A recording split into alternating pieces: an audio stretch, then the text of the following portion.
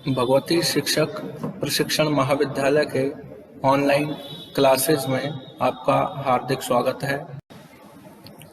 मैं विपिन बिहारी शर्मा, सहायक आचार्य, आज आप लोगों के लिए लेकर आया हूँ बीएड प्रथम सेमेस्टर के विषय शिक्षण और अधिगम के प्रकरण अधिगमकर्ता का विकास का द्वितीय भाग, जिसका हम आज अध्ययन करेंगे। व्यक्तिगत विकास के आयाम। व्यक्तिगत विकास में विभिन्न आयामों का संकलन किया गया है। पहला आयाम शारीरिक विकास का आयाम। बालक का विकास विभिन्न अवस्थाओं से होकर गुजरता है। इन विभिन्न अवस्थाओं में बालक का स्वयं या व्यक्तित्व अनेक प्रकार से विकसित होता है। इस प्रक्रिया के स्वरूप में अपूर्व शारीरिक, मानसिक, संवेगात्मक तथा सामाजिक तत्वों का संकलन होता है। इस प्रकार विकास की प्रक्रिया बालक के शैशव काल से प्रारंभ होकर किशोरावस्था के समापन काल तक चलती है। अतः एक बालक एवं किशोर की विकासात्मक विशेषताओं को विभिन्न आयामों के तहत स्पष्ट किया जाता है, जिसमें मुख्य आयाम दिए गए हैं। पहला आयाम है शारीरिक विकास का आयाम, फिजिकल डेवलपमेंट। द्वितीय आयाम मानसिक विकास, मेंटल डेवलपमेंट। अगला है संज्ञानात्मक विकास, कॉग्निटिव डेवलपमेंट। फिर है सामाजिक विकास, सोशल डेवलपमेंट। संवेगात्मक विकास या भावात्मक विकास, इमोशनल डेवलपमेंट। नैतिक विकास, मोरल डेवलपमेंट। भाषा विकास, लैंग्वेज डेवलपमेंट। पहला आयाम का हम अध्ययन करेंगे विस्तृत रूप में, शारीरिक विकास। शारीरिक विकास, गर्भावस्था में शारीरिक विकास किस प्रकार होता है उसका हम अध्ययन करेंगे। शारीरिक विकास को हम समझते हैं। मानव जीवन का प्रारंभ उसके पृथ्वी पर जन्म लेने से पहले ही प्रस्फुटित होने लगता है। वर्तमान समय में गर्भधारण की स्थिति से ही मानवीय जीवन प्रारंभ माना जाता है। माँ के गर्भ में बच्चा 280 दिन या 10 चंद्रमास तक विकसित होकर परिपक्व अवस्था में प्राप्त होता है। अतः शारीरिक दशा का विकास गर्भकाल में निश्चित किया जा सकता है।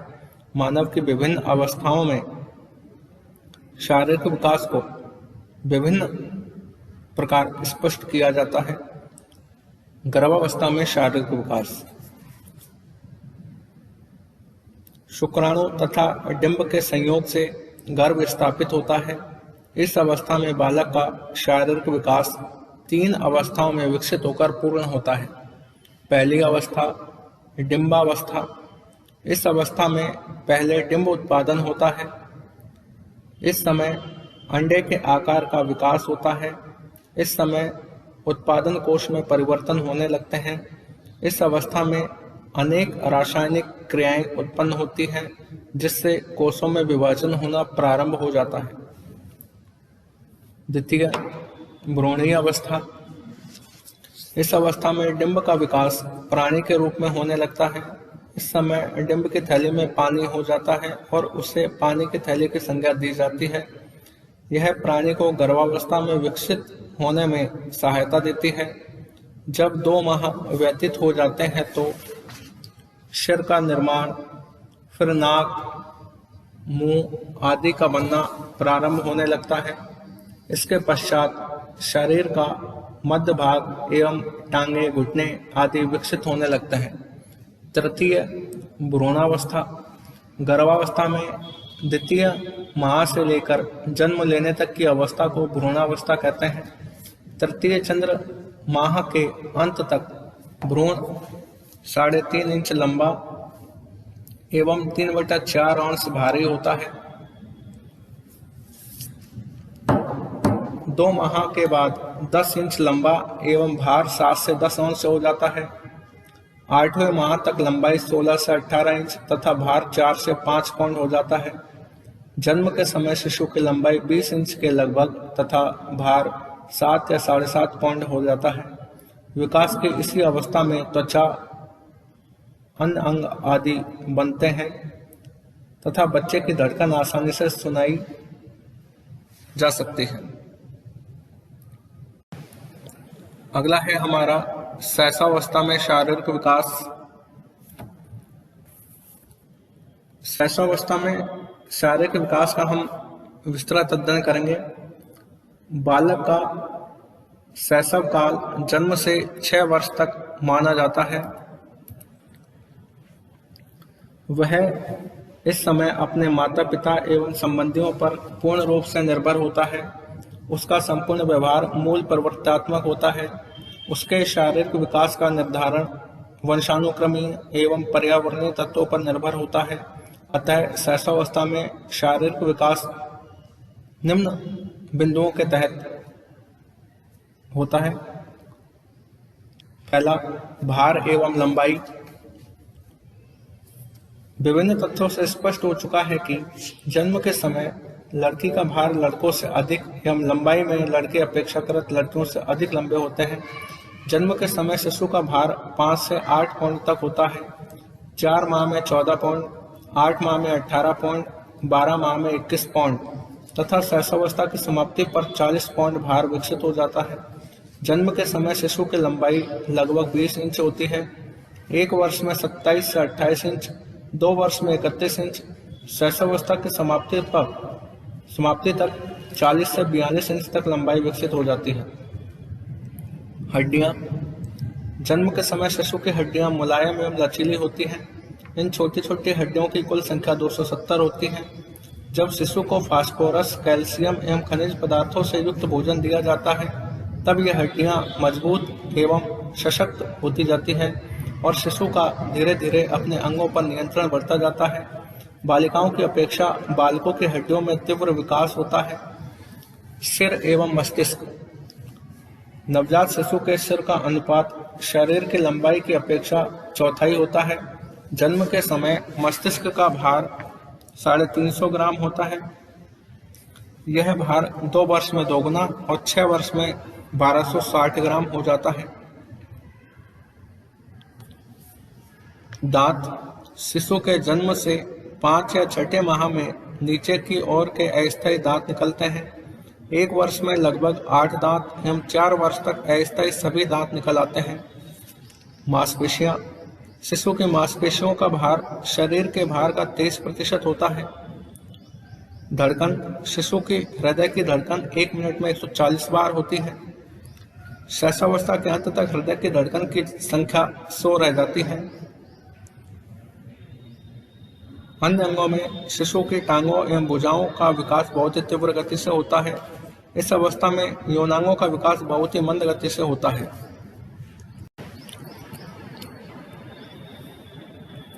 बाल्यावस्था में शारीरिक विकास। बाल्यावस्था में शारीरिक विकास का हम अध्ययन करेंगे।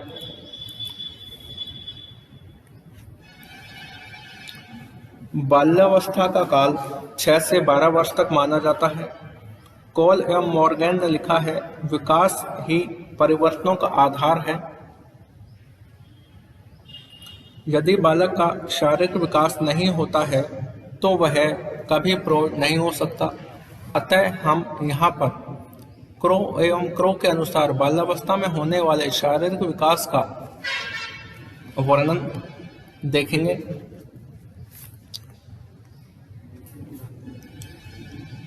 भार एवं लंबाई। भार एवं लंबाई में इस अवस्था में बालिकाओं एवं बालकों के भार में उतार चढ़ाव रहता है। 9 या 10 वर्ष की आयु तक बालक भार में अधिक रहते हैं, जबकि इसके पश्चात बालिकाएं शारीरिक भार में अधिक होती जाती हैं। बाल्यावस्था के अंत तक इनका भार 80 से 95 पाउंड तक हो जाता है। इस अवस्था में लंबाई 2 से लेकर 3 इंच तक ही बढ़ती है। हड्डियां एवं दांत। इस अवस्था में हड्डियों में मजबूती एवं दृढ़ता आती है। इनकी संख्या 350 तक बढ़ जाती है।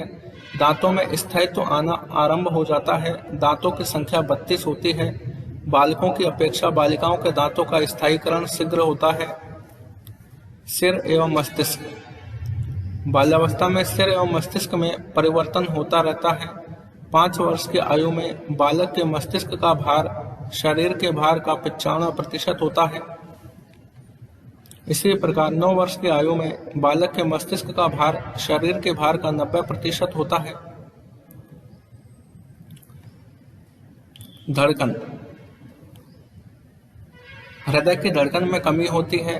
चिकित्सकों ने 1 मिनट में 85 बार धड़कन को मापा है। बालक एवं बालिकाओं की शारीरिक बनावट में अंतर स्पष्ट होना प्रारंभ हो जाता है। मांसपेशियां। शरीर के भार का 27% बालक एवं बालिकाओं की शारीरिक बनावट में अंतर स्पष्ट होना प्रारंभ हो जाता है। आयु के 11-12 वर्ष में यौनांगों का तीव्रता के साथ विकास होता है। किशोरावस्था में शारीरिक विकास।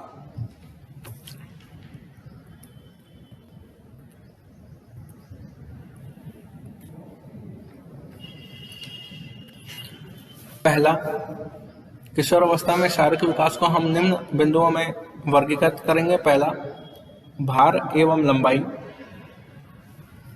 दूसरा, हड्डियां एवं दांत, सिर एवं मस्तिष्क, अन्य भाग। भार एवं लंबाई। विभिन्न मनोवैज्ञानिकों एवं शरीर शास्त्रियों ने किशोरावस्था को सबसे जटिल अवस्था माना है। इसलिए हॉलिंगवर्थ ने लिखा है, व्यापक दंत कथा यह है कि प्रत्येक बालक बदल रहा है। जैसे ही परिपक्वता आती है, लोक वार्ताओं में वर्णित व्यक्तित्व उभरता है। अतः हम यहाँ पर किशोरावस्था में शारीरिक विकास का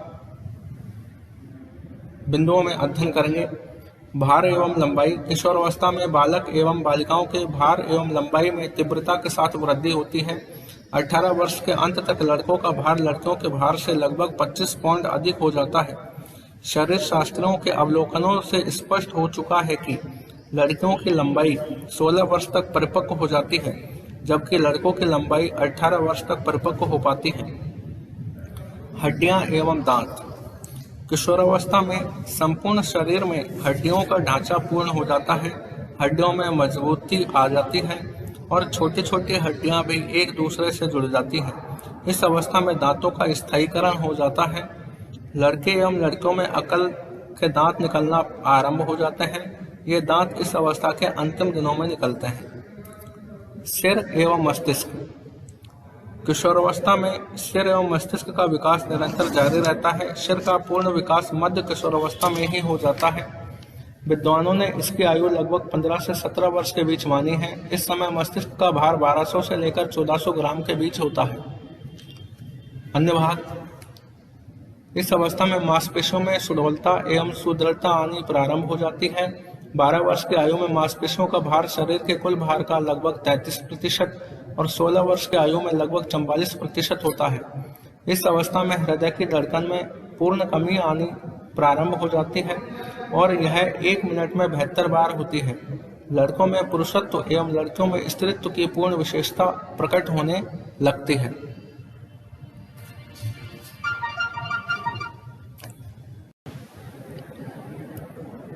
अगला है बिंदु हमारा मानसिक विकास।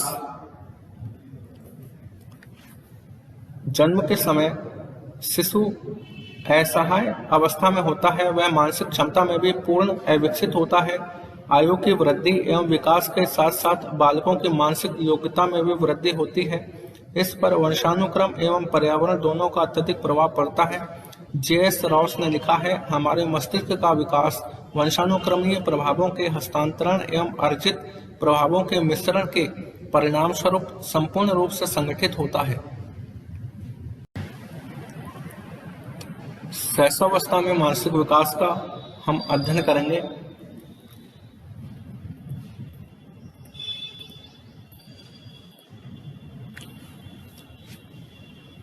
शैशवावस्था में बालकों में होने वाले परिवर्तनों को विकास एवं अभिवृद्धि पर निर्भर होना पड़ता है। यह परिवर्तन बहुत ही तीव्र एवं अचानक होते हैं। इससे वैयक्तिक भिन्नता का आभास होता है। सोरेनसन ने लिखा है, जैसे जैसे शिशु प्रतिदिन, प्रतिमास, प्रतिवर्ष बढ़ता जाता है, वैसे वैसे उसकी मानसिक शक्तियों में परिवर्तन होता जाता है। जन्म के समय शिशु कुछ क्रियाओं का प्रदर्शन स्वतः ही करता है, जैसे छींकना, हिचकी लेना, चूसना, हाथ पैर हिलाना, रोना, चौंकना आदि।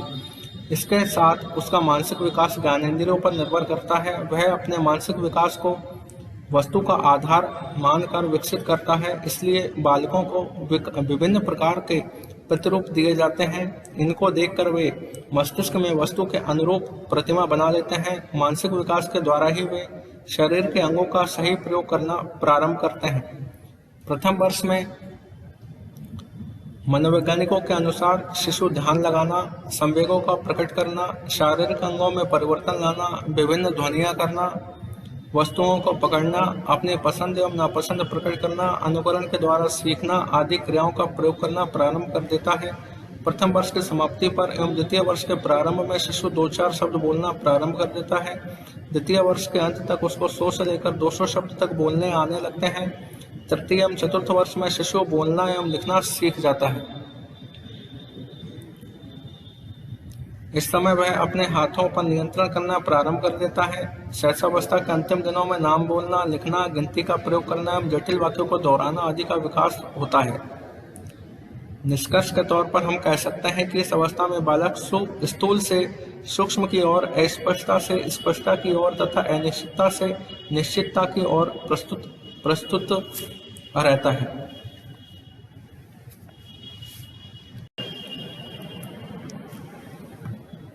अगला है हमारा बाल्यावस्था में मानसिक विकास।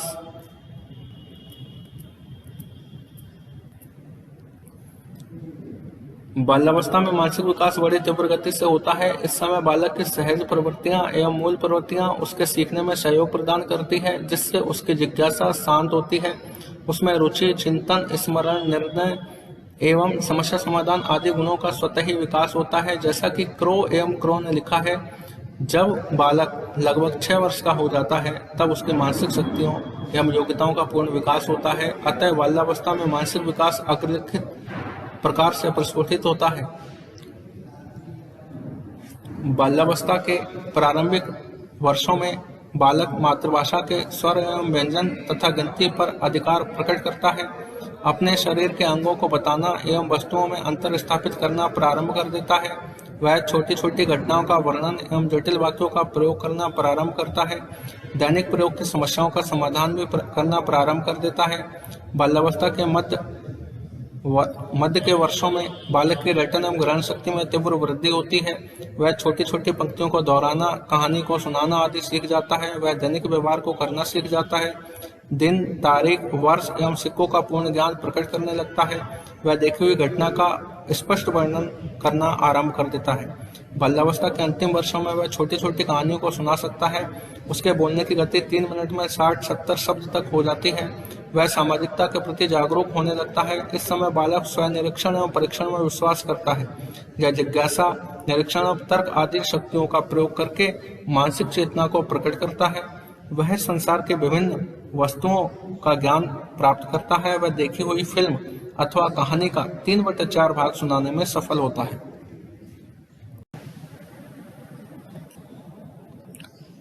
किशोरावस्था में मानसिक विकास। किशोरावस्था में मानसिक विकास की स्थिति विभिन्न बिंदुओं के तहत हम देख सकते हैं। पहला बिंदु है हमारा बुद्धि में स्थिरता। किशोरावस्था में बुद्धि का विकास पूर्ण हो जाता है, इसलिए इस अवस्था को बुद्धि में स्थिरता लाने वाली अवस्था भी कहा जाता है। टर्मन, जॉन्स, एम कोनाई और स्पीयरमैन आदि विद्वानों ने बुद्धि का पूर्ण विकास 14 से 16 वर्ष के बीच माना है। मनोशास्त्रियों के अनुसार बुद्धि में प्रखरता का विकास ही संभव है, क्योंकि बुद्धि तो जन्मजात होती है। मानसिक शक्तियों के तहत हम देखेंगे, इस अवस्था में बालकों एवं बालिकाओं की संवेदना, प्रत्यक्षीकरण, अवधान, स्मृति, विस्मृति, कल्पना, चिंतन, तर्क और समस्या समाधान आदि मानसिक शक्तियों का पूर्ण विकास हो जाता है। वह इनका प्रयोग विभिन्न परिस्थितियों में आसानी से करते हैं। अगला है चिंतन में स्वाभाविकता। इस आयु में चिंतन में नवीनता और स्वाभाविकता आना प्रारंभ हो जाता है। किशोर सामाजिक रूढ़ियों, परंपराओं, रीति रिवाजों एवं अंधविश्वासों आदि का विरोध करता है और नए मापदंडों का प्रयोग करता है, अतः उसके चिंतन को एक नई दिशा मिलती है। अगला है कल्पना शक्ति में तीव्रता। किशोरावस्था में कल्पना शक्ति का बाहुल्य रहता है। किशोर अपनी इच्छाओं की पूर्ति के लिए दिवा स्वप्न देखते हैं। उनकी इस कल्पना शक्ति को सही मार्गदर्शन देकर कला, संगीत, खेल, साहित्य एवं अन्य रचनात्मक कार्यों में मौलिकता का प्रदर्शन किया जाता है। अध्ययन से स्पष्ट होता है कि कल्पना शक्ति की अधिकता बालिकाओं में अधिक होती है अपेक्षाकृत बालकों के।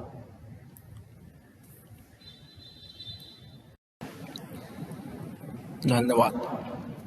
इस संपूर्ण वीडियो में हमने देखा कि विभिन्न आयामों को भी हमने विभिन्न अवस्थाओं के तहत वर्गीकृत किया है, जिसमें हमारी गर्भावस्था में विकास, शैशवावस्था में विकास, बाल्यावस्था में विकास एवं किशोरावस्था में विकास को हमने विभिन्न आयामों में प्रस्तुत किया।